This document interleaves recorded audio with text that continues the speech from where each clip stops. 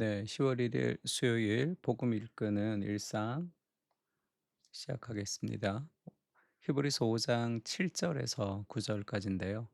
그는 할 때 예수님이십니다. 예수님은 육체에 계실 때에 자기를 죽음에서 능히 구원하실 이에게 하나님에게 심한 통곡과 눈물로 간구와 소원을 올렸고 그의 경건하심으로 말미암아 들으심을 얻었느니라.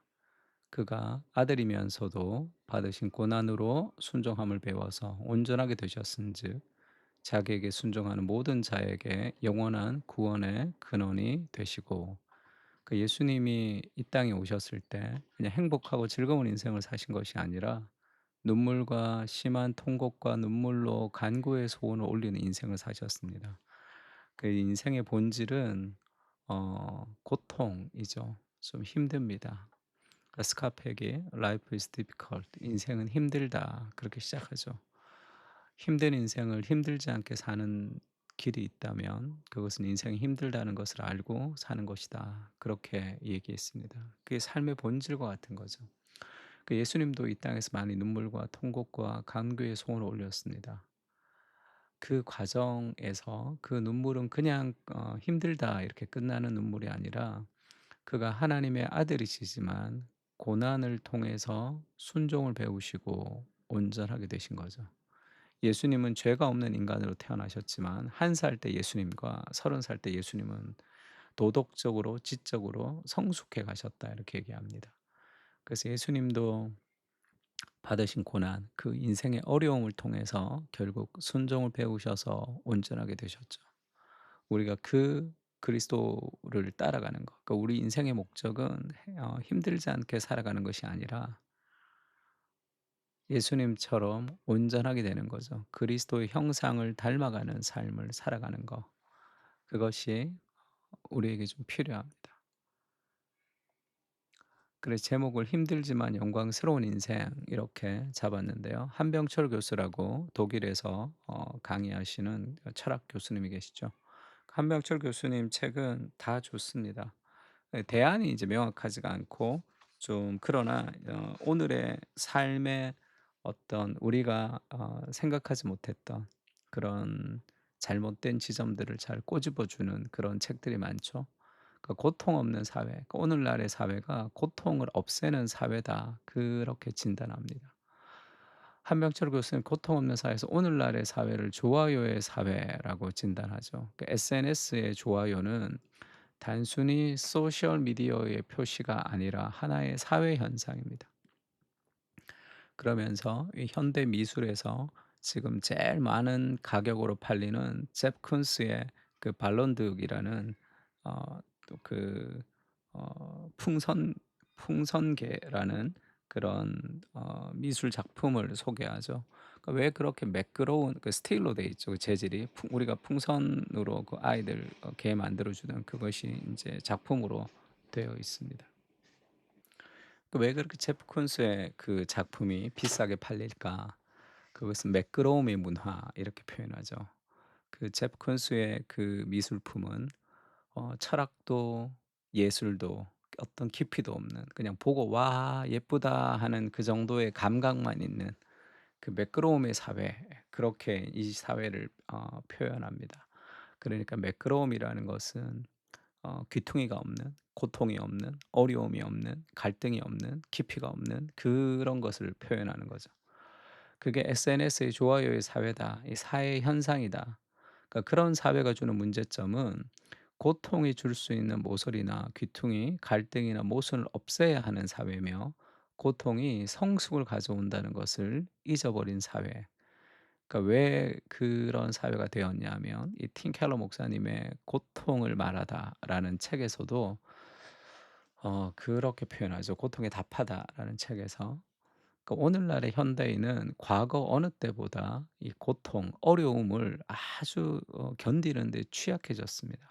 그러니까 쪼금만 힘들면 다 견디지를 못하고 뭐 직장도 마찬가지죠. 다 "이 직장 저 직장 옮기고 싶다." 이렇게 얘기하죠. "이 학교 저 학교 안 다니고 싶다." 이렇게 얘기합니다.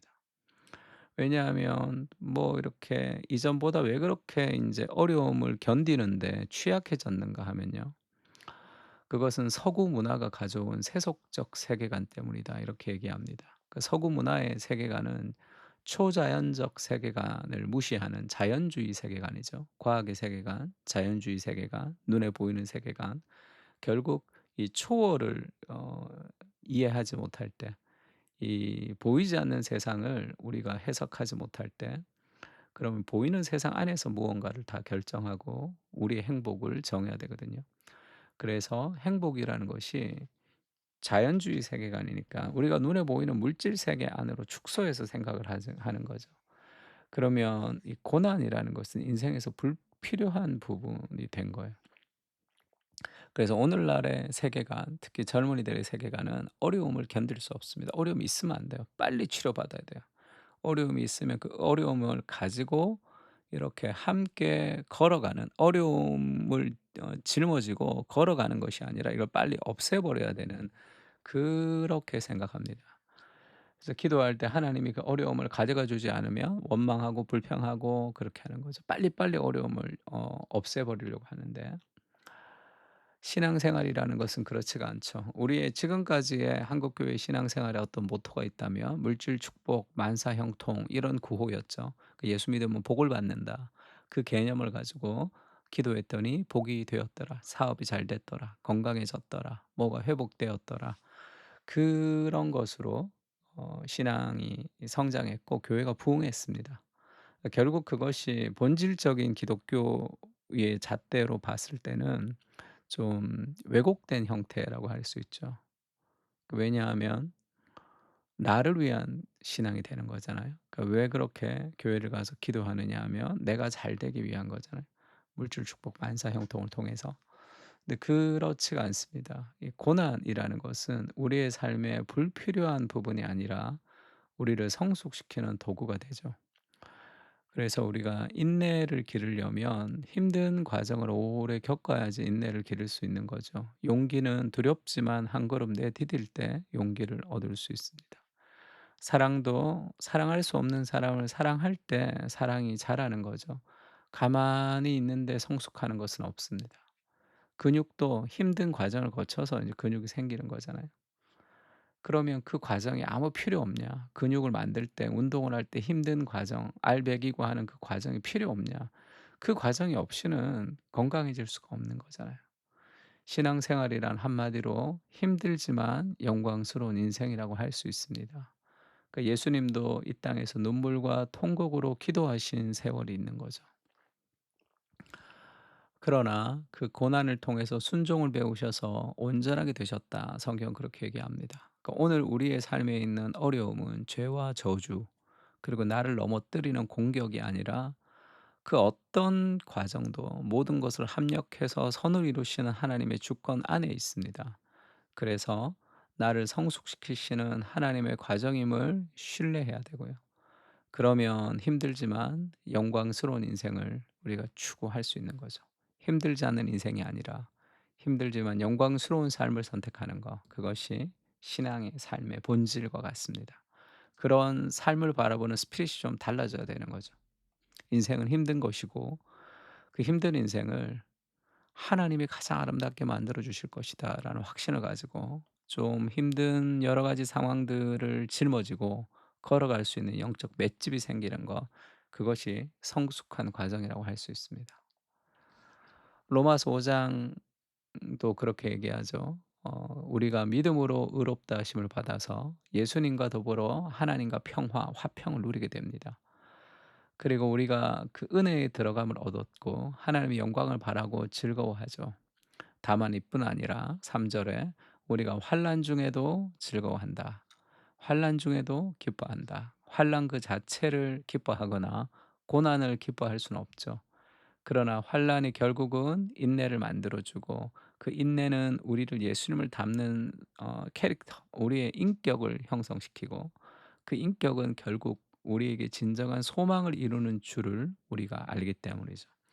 오늘의 현실을 떼어서 생각하면 이게 너무 힘들지만 결국 오늘의 이 힘듦은 하나님의 손 안에 있기 때문에 우리 인생의 가장 아름다운 열매를 맺게 될 것이다라는 소망이 환난 중에도 즐거워할 수 있는 거죠. 환난 중에서 우리가 무너지지 않기 때문에. 천둥이 치고 비가 오고 그런 수많은 밤을 거쳐서 사과가 열리고 열매가 익는 거잖아요. 결국은 그렇게 될 것이다. 그 안정감이 오늘의 고난을 통과하고 견뎌낼 수 있는 힘이 되는 겁니다.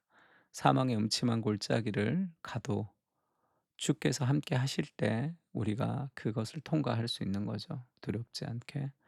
소망이 우리를 부끄럽게 하지 아니하면 우리에게 주신 성령으로 말미암아 하나님의 사랑이 우리 마음에 부음바 됨이니, 계속 매주 예배를 올 때마다, 그리고 우리가 말씀을 듣고 기도할 때마다 하나님의 사랑을 계속 부음바 되면서 그 어려움을 이기게 한다는 거예요. 어려움에 우리가 홀로 내버려 두지 않고 끝없는 사랑을 부어 주십니다. 그것을 확인할 수 있는 게 뭐죠? 아직 연약할 때의 기약대로 그리스도께서 경건치 않은 자를 위하여 죽으셨기 때문이죠. 의인을 위하여 죽는 자가 쉽지 않고 선인을 위하여 용감히 죽는 자가 혹 있거니와. 5장 8 절에는 그렇게 얘기하죠. 우리가 아직 죄인 되었을 때에 그리스도께서 우리를 위하여 죽으심으로 하나님께서 우리에 대한 자기의 사랑을 확증하셨다. 자신의 목숨을 버리면서까지 나를 사랑하신 그분이 내 인생을 붙들고 있는데, 오늘의 어려움은 결국 영광이 될 것이다. 그렇게 신뢰할 수 있는 거죠. 로마서 5장 10 절은 우리가 원수 되었을 때에도 우리를 사랑하셨다. 그렇게 얘기합니다. 주님, 오늘의 삶은 여전히 힘듭니다. 그러나 이 모든 과정이 내 힘과 내 능력이 아니라 주님의 손 안에 있음을 신뢰하며 인내하게 하옵소서. 힘들고 어렵지만 사랑을 선택할 때 우리는 오래 참음을 배울 수 있습니다. 그리스도의 형상으로 우리를 빚어가시는 하나님의 사랑을 신뢰하게 하시고 목숨보다 더 소중한 자녀임을 기억하며 하나님의 준비하시는 내일을 소망 가운데 기다리고 힘들지만 영광스러운 삶을 살게 하옵소서. 아멘.